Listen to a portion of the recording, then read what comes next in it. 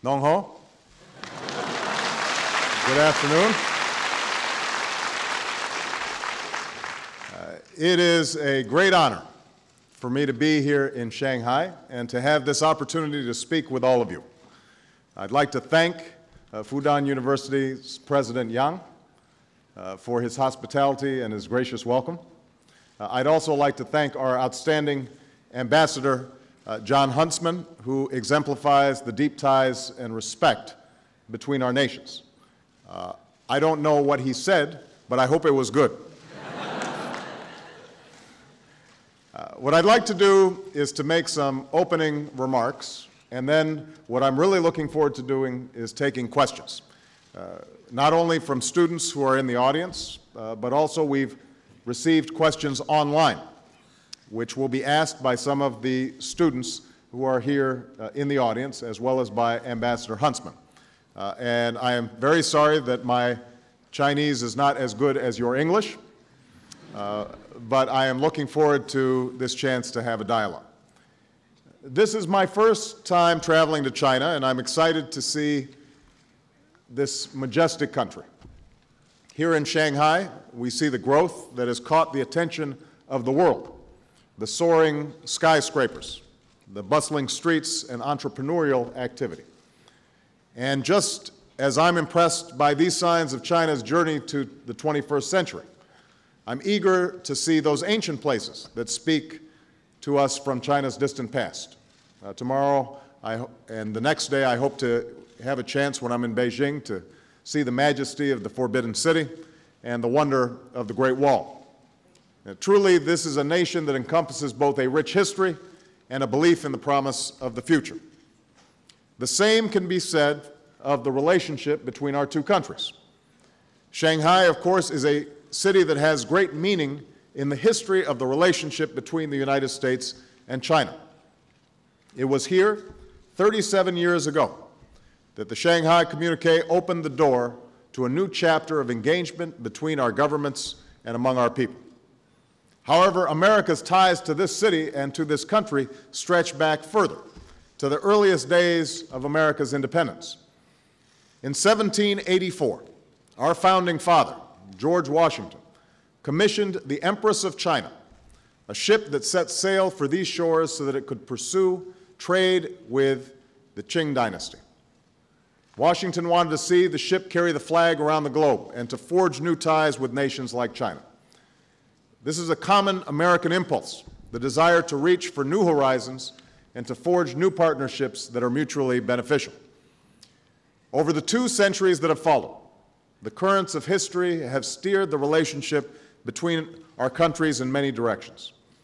And even in the midst of tumultuous winds, our people had opportunities to forge deep and even dramatic ties.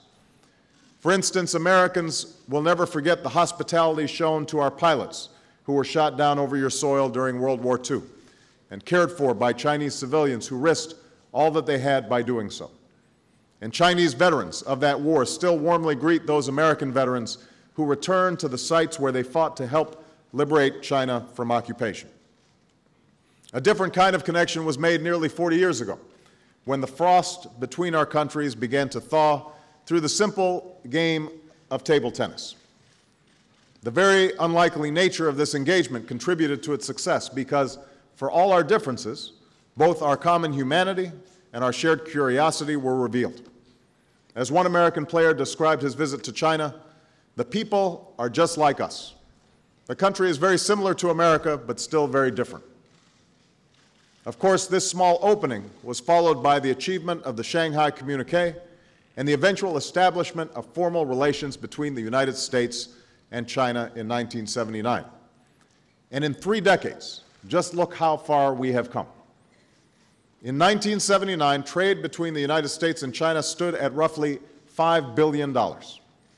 Today, it tops over $400 billion each year. The commerce affects our people's lives in so many ways. America imports from China many of the computer parts we use, the clothes we wear, and we export to China machinery that helps power your industry. This trade could create even more jobs on both sides of the Pacific while allowing our people to enjoy a better quality of life. And as demand becomes more balanced, it can lead to even broader prosperity. In 1979, the political cooperation between the United States and China was rooted largely in our shared rivalry with the Soviet Union. Today, we have a positive, constructive, and comprehensive relationship that opens the door to partnership on the key global issues of our time: economic recovery and the development of clean energy, stopping the spread of nuclear weapons and the scourge of climate change, the promotion of peace and security in Asia and around the globe. All of these issues will be on the agenda tomorrow when I meet with President Hu. And in 1979, the connections among our people were limited. Today, we see the curiosity of those ping pong players manifested in the ties that are being forged across many sectors. The second highest number of foreign students in the United States come from China. And we've seen a 50% increase in the study of Chinese among our own students. There are nearly 200 friendship cities drawing our communities together. American and Chinese scientists cooperate on new research and discovery. And of course, Yao Ming is just one signal of our shared love of basketball. I'm only sorry that I won't be able to see a Shanghai Sharks game while I'm visiting. It is no coincidence that the relationship between our countries has accompanied a period of positive change. China has lifted hundreds of millions of people out of poverty, an accomplishment unparalleled in human history, while playing a larger role in global events. And the United States has seen our economy grow along with the standard of living enjoyed by our people, while bringing the Cold War to a successful conclusion. There is a Chinese proverb: "Consider the past and you shall know the future." Surely we have known setbacks and challenges over the last 30 years. Our relationship has not been without disagreement and difficulty. But the notion that we must be adversaries is not predestined, not when we consider the past. Indeed, because of our cooperation, both the United States and China are more prosperous and more secure. We have seen what is possible when we build upon our mutual interests and engage on the basis of mutual respect. And yet, the success of that engagement depends upon understanding, on sustaining an open dialogue and learning about one another and from one another. For just as that American table tennis player pointed out, we share much in common as human beings, but our countries are different in certain ways. I believe that each country must chart its own course. China is an ancient nation with a deeply rooted culture. The United States, by comparison, is a young nation whose culture is determined by the many different immigrants who have come to our shores and by the founding documents that guide our democracy. Those documents put forward a simple vision of human affairs, and they enshrine several core principles: that all men and women are created equal and possess certain fundamental rights, that government should reflect the will of the people and respond to their wishes, that commerce should be open, information freely accessible, and that laws, and not simply men, should guarantee the administration of justice. Of course, the story of our nation is not without its difficult chapters. In many ways, over many years, we have struggled to advance the promise of these principles to all of our people and to forge a more perfect union. We fought a very painful civil war and freed a portion of our population from slavery. It took time for women to be extended the right to vote, for workers to win the right to organize, and for immigrants from different corners of the globe to be fully embraced. Even after they were freed, African Americans persevered through conditions that were separate and not equal before winning full and equal rights. None of this was easy, but we made progress because of our belief in those core principles, which have served as our compass through the darkest of storms. That is why Lincoln could stand up in the midst of civil war and declare it a struggle to see whether any nation conceived in liberty and dedicated to the proposition that all men are created equal could long endure. That is why Dr. Martin Luther King could stand on the steps of the Lincoln Memorial and ask that our nation live out the true meaning of its creed. That's why immigrants from China to Kenya could find a home on our shores, why opportunity is available to all who would work for it, and why someone like me, who less than 50 years ago would have had trouble voting in some parts of America, is now able to serve as its president. And that is why America will always speak out for those core principles around the world. We do not seek to impose any system of government on any other nation.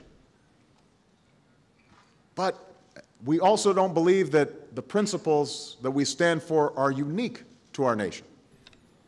These freedoms of expression and worship, of access to information and political participation, we believe are universal rights.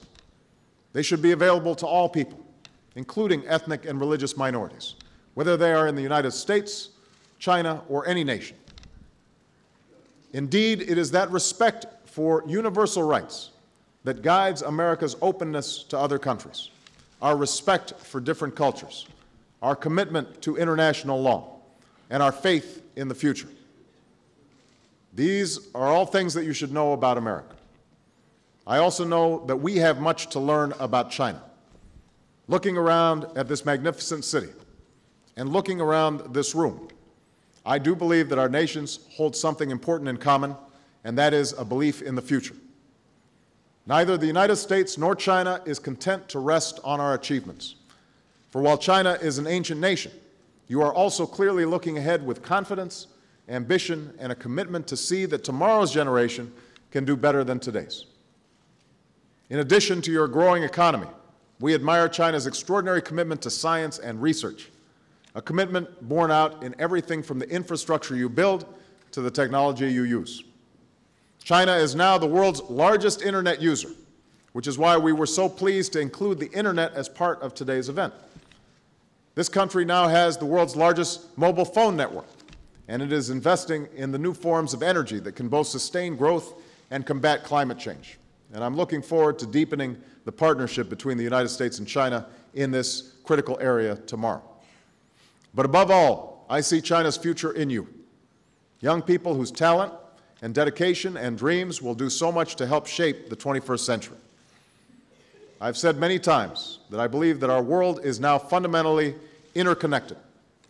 The jobs we do, the prosperity we build, the environment we protect, the security that we seek, all of these things are shared.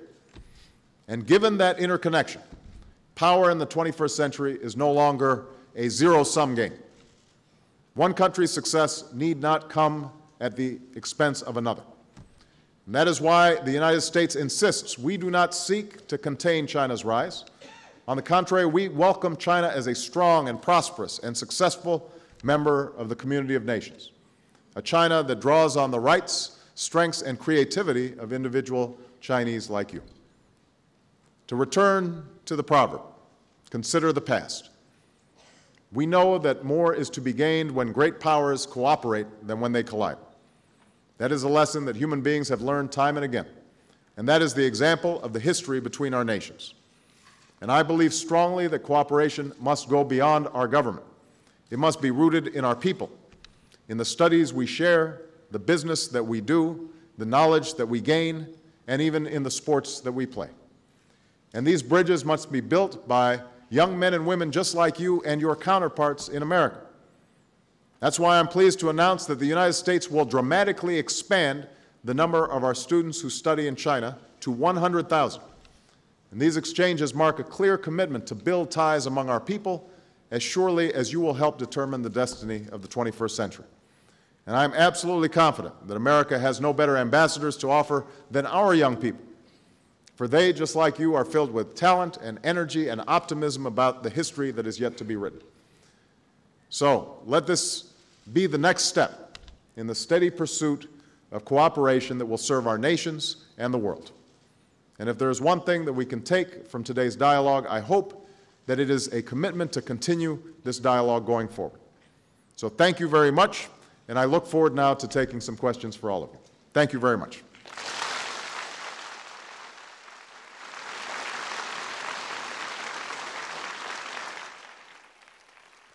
So I just want to make sure this works.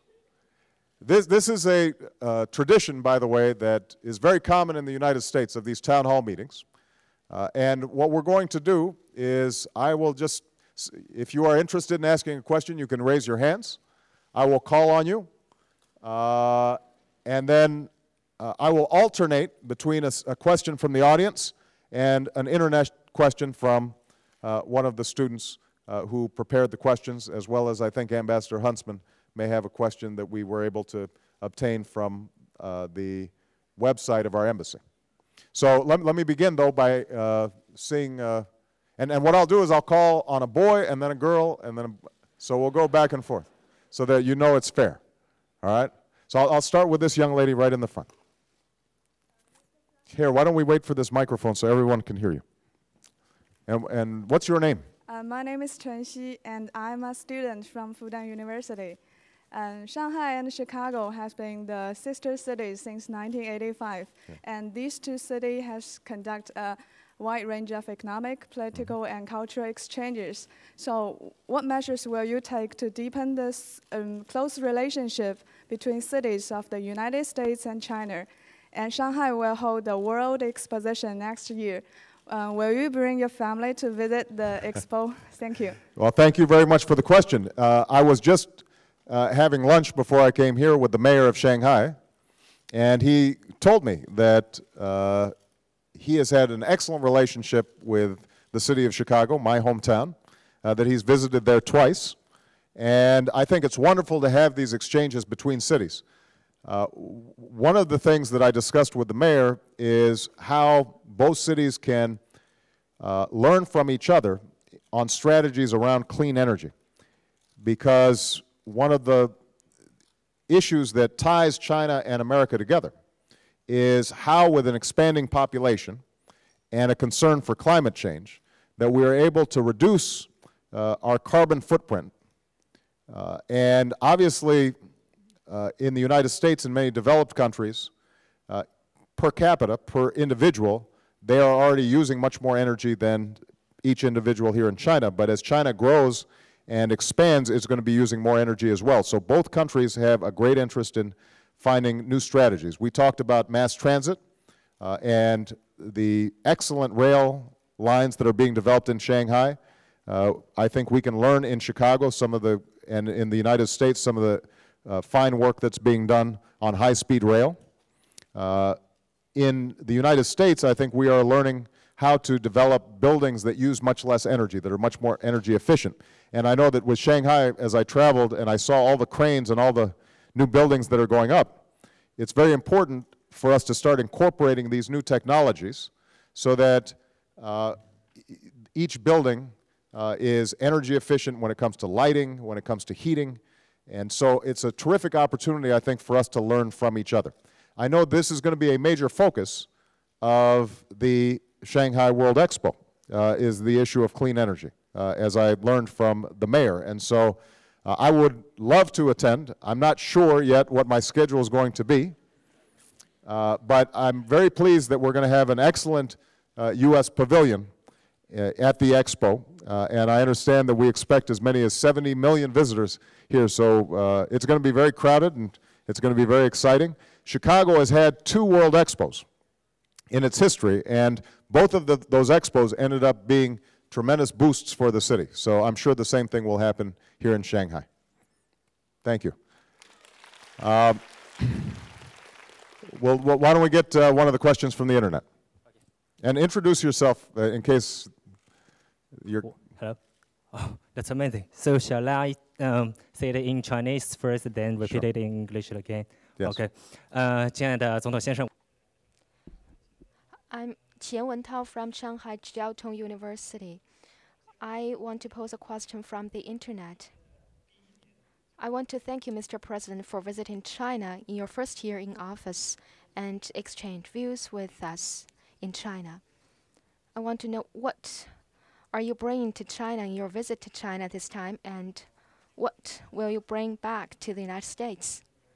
And I'm be honorable to be here to represent one of the friends from internet to ask one question.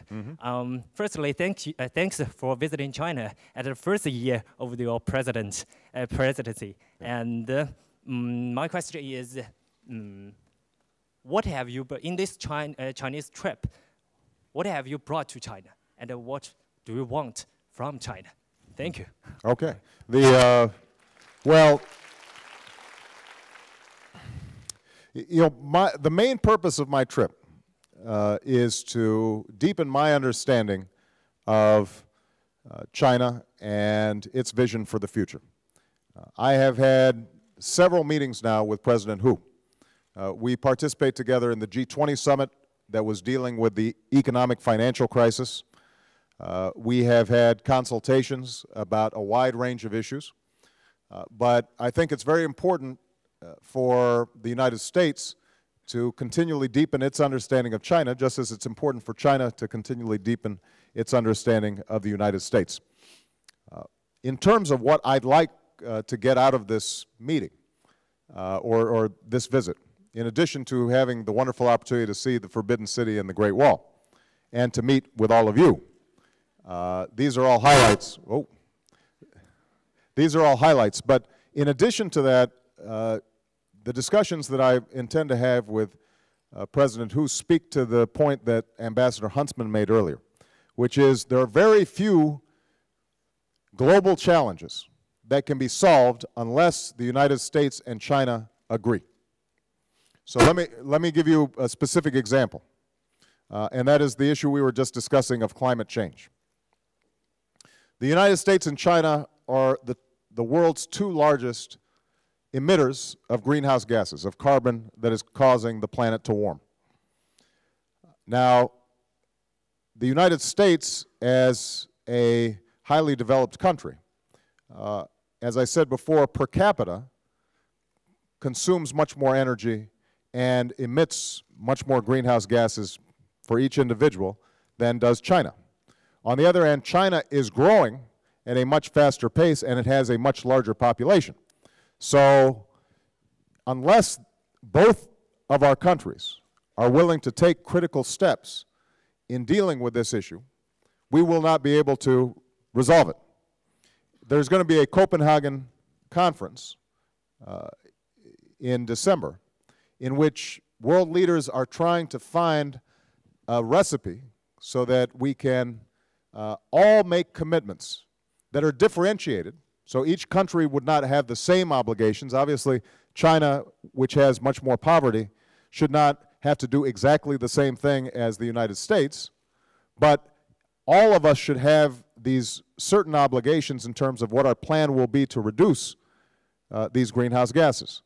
So that's an example of what I hope to get out of this meeting, a meeting of the minds between myself and President Hu about how together the United States and China can show leadership. Because I will tell you, other countries around the world will be waiting for us. They will watch to see what we do. And if they say, you know, the United States and China, they're not serious about this, then they won't be serious either. That is the burden of leadership that both of our countries now carry. And my hope is that the more discussion and dialogue that we have, the more we are able to show this leadership to the world on these many critical issues. Okay? All right. I think it must be a boy's turn now, right? So I'll call on this young man right here. 总统先生您好，我是来自 Let me get my Mr. President, good afternoon. I'm from Tongji University. I want to cite a saying from Confucius. It is always good to have a friend coming from afar. In Confucius' books, there is a great saying which says that harmony is good, but also we uphold differences. China advocates a harmonious world. We know that the United States develops a culture that features diversity. I want to know, what will your government do to build a diversified world with different cultures, what would you do to respect the different cultures and histories of other countries, and what kinds of cooperation we can conduct in the future? This is an excellent point. The United States, one of our strengths is that we are a very diverse culture. We have people coming from all around the world. And so there's no one definition of what an American looks like. You know, in my own family, I have a father who was from Kenya. I have a mother who was from Kansas in the Midwest of the United States. My sister is half Indonesian. She's married to a Chinese person from Canada. So when you see family gatherings in the Obama household, it looks like the United Nations. And that is a great strength of the United States, because it means that we learn from different cultures and different foods and different ideas, and that has made us a much more dynamic society. Now, what is also true is that each country in this interconnected world has its own culture and its own history and its own traditions. And I think it's very important for the United States not to assume that what is good for us is automatically good for somebody else. And we have to have some modesty about our attitudes towards other countries. I have to say, though, as I said in my opening remarks, that we do believe that there are certain fundamental principles that are common to all people, regardless of culture. So, for example, in the United Nations, we are very active in trying to make sure that children all around the world are treated with certain basic rights, that if children are being exploited, if there's forced labor for children, that despite the fact that that may have taken place in the past in many different countries, including the United States, that all countries of the world now should have developed to the point where we are treating children better than we did in the past. That's a universal value. I believe, for example, the same thing holds true when it comes to the treatment of women. I had a very interesting discussion with the mayor of Shanghai during lunch right before I came, and he informed me that in many professions now, here in China, there are actually more women enrolled in college than there are men, and that they are doing very well. I think that is an excellent indicator of progress, because it turns out that if you look at development around the world, one of the best indicators of whether or not a country does well is how well it educates its girls and how it treats its women. And countries that are tapping into the talents and the energy of women and giving them educations typically do better economically than countries that don't. So now, obviously, different cultures may have different attitudes about the relationship between men and women, but I think it is the view of the United States that it is important for us to affirm the rights of women all around the world. And if we see certain societies in which women are oppressed, or they are not getting opportunities, or there is violence towards women, we will speak out. Now, there may be some people who disagree with us, and we can have a dialogue about that, but we think it's important, nevertheless, to be true to our ideals and our values. And when we do so, though, we will always do so with the humility and understanding that we are not perfect, and that we still have much progress to make. If you talk to women in America, they will tell you that there are still men who have a lot of old-fashioned ideas about the role of women in society. And so, we don't claim that we have solved all these problems, but we do think that it's important for us to speak out on behalf of these universal ideals and these universal values. Okay? All right, and we're going to take a question from the internet.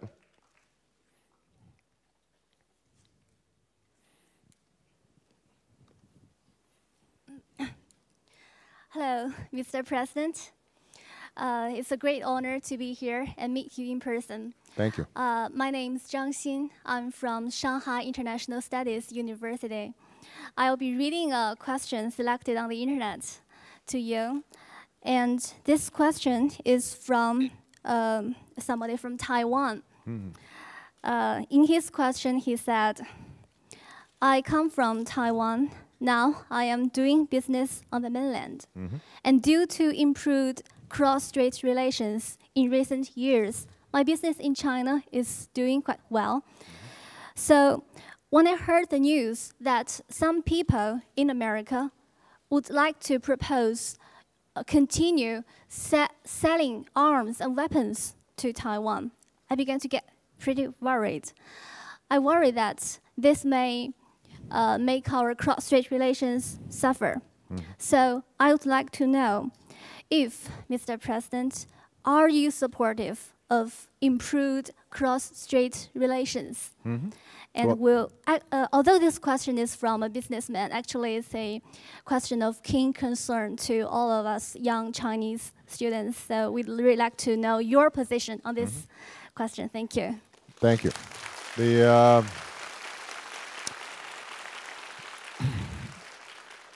Well, I have been clear in the past that my administration fully supports a one China policy, as reflected in the 3 joint communiques that date back several decades in terms of our relations with Taiwan, as well as our relations with the People's Republic of China.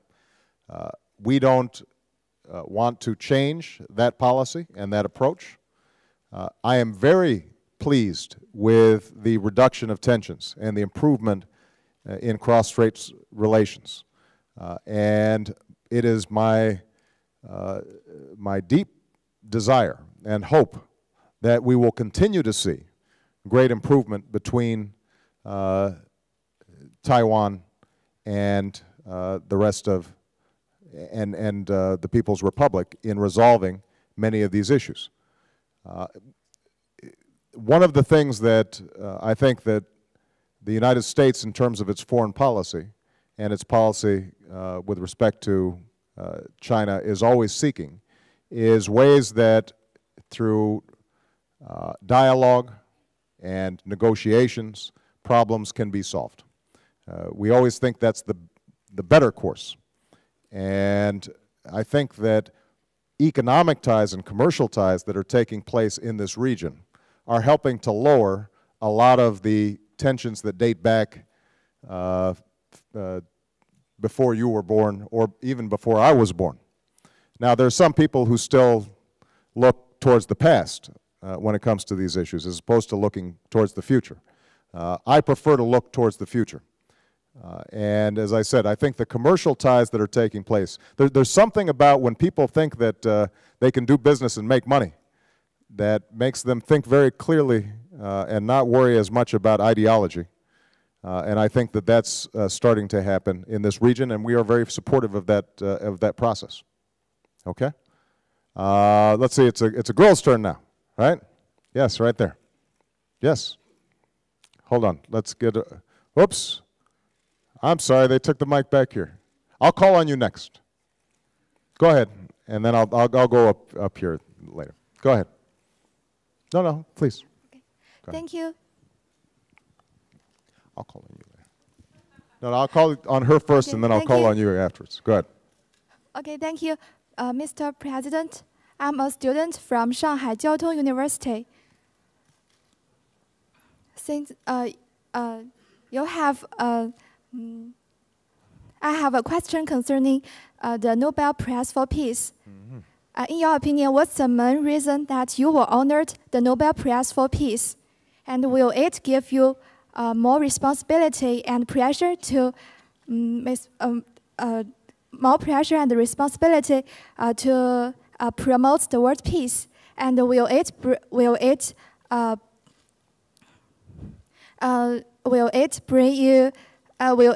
influence your ideas while dealing with the international affairs? Thank you very much. Thank you. That was an excellent question. You know, I have to say that nobody was more surprised than me about winning the Nobel Prize for Peace. Obviously, it's a great honor. I don't believe necessarily that it's an honor I deserve, given the extraordinary history of people who have won the prize. All I can do is to, with great humility, accept the fact that I think the committee was inspired by the American people and the possibilities of changing not only America, but also America's approach to the world. And so in some ways I think they gave me the prize, but I was more just a symbol of the shift in our approach to world affairs that we are trying to promote. In terms of the burden that I feel, I am extraordinarily honored to be put in the position of president. And as my wife always reminds me when I complain that I'm working too hard, she says, you volunteered for this job. And so you know, there's a saying, I don't know if there's the similar saying in China, we have a saying, you made your bed, now you have to sleep in it. And it basically means you have to be careful what you ask for because you might get it. I think that all of us have obligations for trying to promote peace in the world. It's not always easy to do. There are still a lot of conflicts in the world that date back for centuries. If you look at the Middle East, there are wars and conflict that are rooted in arguments going back 1,000 years. In many parts of the world, let's say in the continent of Africa, there are ethnic and tribal conflicts that are very hard to resolve. And obviously, right now as President of the United States, part of my job is to serve as Commander-in-Chief. And my first priority is to protect the American people. And because of the attacks on 9/11 and the terrorism that has been taking place around the world where innocent people are being killed, it is my obligation to make sure that we root out these terrorist organizations and that we cooperate with other countries in terms of dealing with this kind of violence.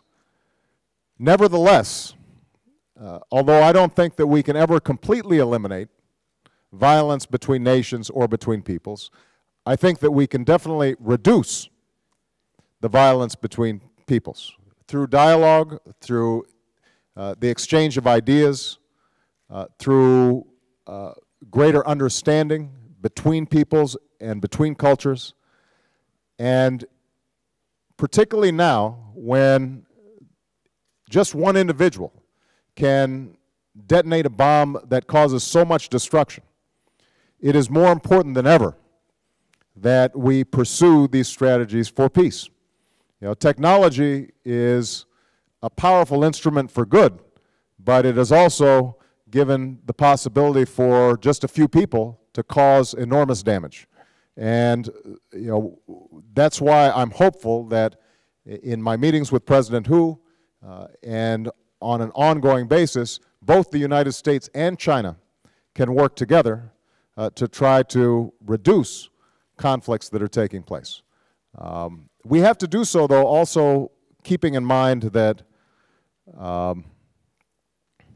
when we use our military, because we're such big and strong countries, that we have to be self-reflective about what we do, that we have to examine our own motives and our own interests to make sure that we are not simply using our military forces because nobody can stop us.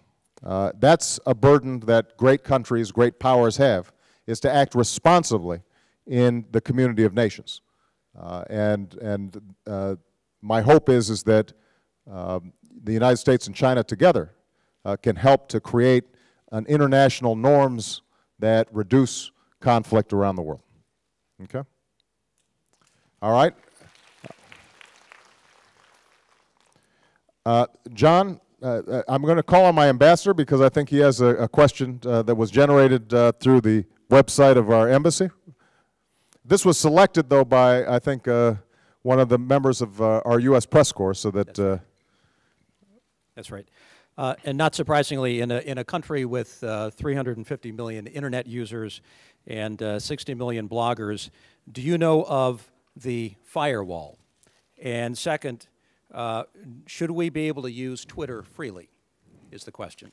Well, first of all, let me say that I have never used Twitter. I notice that young people, you know, they're very busy with all these electronics. My thumbs are too clumsy to type in things on the phone. But I am a big believer in technology, and I'm a big believer in openness when it comes to the flow of information. I think that the more freely information flows, the stronger the society becomes. Because then citizens of countries around the world can hold their own governments accountable. They can begin to think for themselves. That generates new ideas. It encourages creativity. And so I've always been a strong supporter of open internet use. I'm a big supporter of non-censorship. This is part of the tradition of the United States that I discussed before, and I recognize that, you know, different countries have different traditions. I can tell you that in the United States, the fact that we have free internet or unrestricted internet access is a source of strength, and I think should be encouraged. Now, I should tell you, I should be honest. As President of the United States, there are times where I wish information didn't flow so freely, because then I wouldn't have to listen to people criticizing me all the time. I think, you know, people naturally are, when they're in positions of power, sometimes thinks, oh, how could that person say that about me, or that's irresponsible, but the truth is that because in the United States information is free, and I have a lot of critics in the United States who can say all kinds of things about me, I actually think that that makes our democracy stronger, and it makes me a better leader, because it forces me to hear opinions that I don't want to hear. It forces me to examine what I'm doing on a day-to-day basis to see, am I really doing the very best that I could be doing for the people of the United States? And I think the internet has become an even more powerful tool for that kind of citizen participation. In fact, one of the reasons that I won the presidency was because we were able to mobilize young people like yourself to get involved through the internet. Initially, nobody thought we could win because we didn't have necessarily the most wealthy supporters. We didn't have the most powerful political brokers. But through the internet, people became excited about our campaign, and they started to organize and meet and set up campaign activities and events and rallies. And it really ended up creating the kind of bottom-up movement that allowed us to do very well. Now, that's not just true for government and politics. It's also true for business. You think about a company like Google that only 20 years ago was, less than 20 years ago, was the idea of a couple of people not much older than you. It was a science project. And suddenly, because of the internet, they were able to create an industry that has revolutionized commerce all around the world. So, if it had not been for the freedom and the openness that the internet allows, Google wouldn't exist. So I'm a big supporter of not restricting internet use, internet access, other information technologies like Twitter. The more open we are, the more we can communicate, and it also helps to draw the world together. When I think about my daughters, Malia and Sasha, one's 11, one is 8. From their room, they can get on the internet and they can travel to Shanghai. They can go any place in the world and they can learn about anything they want to learn about. And that's just an enormous power that they have. And that helps, I think, promote the kind of understanding that we talked about. Now, as I said before, there's always a downside to technology. It also means that terrorists are able to organize on the internet in ways that they might not have been able to do before. Extremists can mobilize, and so there's some price that you pay for openness. There's no denying that. But I think that the good outweighs the bad so much that it's better to maintain that openness, and that's part of why I'm so glad that the internet was part of this forum. Okay? I'm going to take 2 more questions, and the next one is from a gentleman, I think, right? Right here. Yes. Here's the microphone.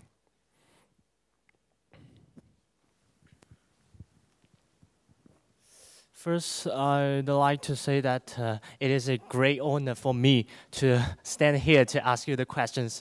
I think I'm so lucky and just appreciate that your speech is so clear that I really do not need such kind of headset.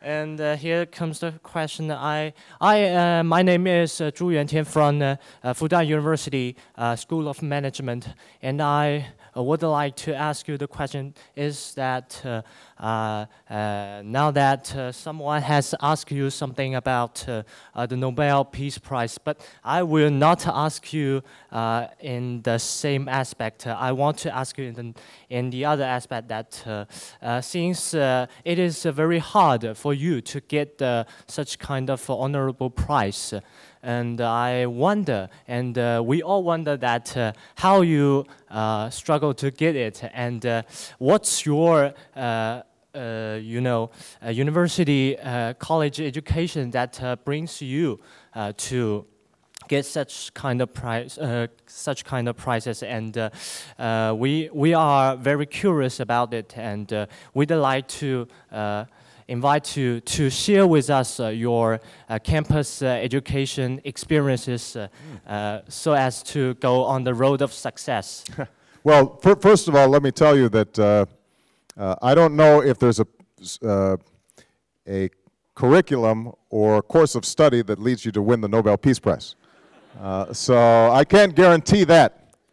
But I think the recipe for success is the one that you are already following. Obviously, all of you are working very hard. You're studying very hard. You're curious. You're willing to think about new ideas and think for yourself. The people who I meet now that I find most inspiring, who are successful, I think are people who are not only willing to work very hard, but are constantly trying to improve themselves and to think in new ways, and not just accept the conventional wisdom. Obviously, there are many different paths to success, and some of you are going to be going into government service, some of you might want to be teachers or professors, some of you might want to be business people. But I think that whatever field you go into, if you're constantly trying to improve and never satisfied with not having done your best, and constantly asking new questions, are there things that I could be doing differently? Are there new approaches to problems that nobody's thought of before, whether it's in science or technology or in the arts, those are usually the people who I think are able to rise above the rest. The one last piece of advice, though, that I would have that has been useful for me is the people who I admire the most and are most successful, they're not just thinking only about themselves, but they're also thinking about something larger than themselves. So they want to make a contribution to society. They want to make a contribution to their country, their nation, their city. They are interested in having an impact beyond their own immediate lives. You know, I think so many of us, we get caught up with wanting to make money for ourselves and have a nice car and have a nice house, and all those things are important, but the people who really make their mark on the world, it's because they have a bigger ambition. They say, how can I help feed hungry people? Or how can I help to teach children who don't have an education? Or how can I, you know, bring about peaceful resolution of conflicts? Those are the people, I think, who end up making such a big difference in the world, and I'm sure that young people like you are going to be able to make that kind of difference as long as you keep working the way you've been working. All right? All right, this is going to be the last question, unfortunately. We've run out of time so quickly. Our last internet question, because I want to make sure that we got all three of our fine students here. So, Mr. President, great honor for the last question. And I'm a college student from Fudan University. And today, I'm also the representative of China's youth netizens. And this question, I think, is from Beijing. Paid great attention to your Afghanistan policies. And he would like to know whether terrorism is still the greatest security concern for the United States, and how do you assess the military actions in Afghanistan, or whether it will turn into another Iraqi war? Right? Thank you very much. No, I think that's an excellent question. Well, first of all, I do continue to believe that the greatest threat to United States security are the terrorist networks like Al-Qaeda. And the reason is because even though they are small in number, what they have shown is that they have no conscience when it comes to the destruction of innocent civilians. And because of technology today, if an organization like that got a weapon of mass destruction on its hands, a nuclear or a chemical or a biological weapon, and they used it in a city, whether it's in Shanghai or New York, just a few individuals could potentially kill tens of thousands of people, maybe hundreds of thousands. So it really does pose an extraordinary threat. Now, the reason we originally went into Afghanistan was because Al-Qaeda was in Afghanistan, being hosted by the Taliban. They have now moved over the border of Afghanistan, and they are in Pakistan now. But they continue to have networks with other extremist organizations in that region. And I do believe that it is important for us to stabilize Afghanistan so that the people of Afghanistan can protect themselves, but they can also be a partner in reducing the power of these extremist networks. Now, obviously, it is a very difficult thing. One of the hardest things about my job is ordering young men and women into the battlefield. I often have to meet with the mothers and fathers of the fallen, those who do not come home. And it is a great weight on me. It gives me a heavy heart. Fortunately, our armed services the young men and women who participate, they believe so strongly in their service to their country that they are willing to go. And I think that it is possible, working in a broader coalition with our allies in NATO and others that are contributing like Australia, to help train the Afghans so that they have a functioning government, that they have their own security forces, and then slowly we can begin to pull our troops out because there's no longer that vacuum that existed after the Taliban left.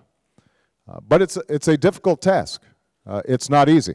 And ultimately, I think in trying to defeat these terrorist extremists, it's important to understand it's not just a military exercise. We also have to think about what motivates young people to become terrorists.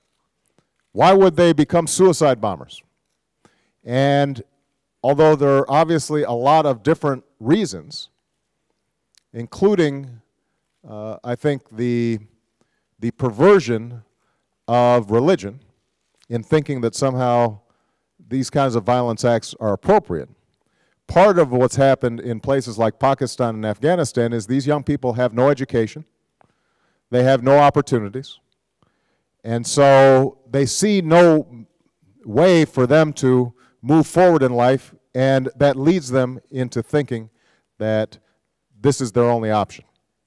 And so part of what we want to do in Afghanistan is to find ways that we can train teachers and create schools and improve agriculture so that people have a greater sense of hope. That won't change the ideas of Osama bin Laden, who are very ideologically fixed on trying to strike at the West. But it will change the pool of young people who they can recruit from, and that is at least as important, and if not more important over time, as whatever military actions that we can take. Okay? All right. I have had a wonderful time. I am so grateful to all of you. First of all, let me say I'm very impressed with all of your English. Clearly, you've been studying very hard. And having a chance to meet with all of you, I think has given me great hope for the future of U.S.-China relations. I hope that many of you have the opportunity to come and travel and visit the United States. You will be welcome. I think you will find that the American people feel very warmly towards the people of China. And I am very confident that with young people like yourselves and the young people that I know in the United States, that our two great countries will continue to prosper and help to bring about a more peaceful and secure world. So thank you very much, everybody. Thank you.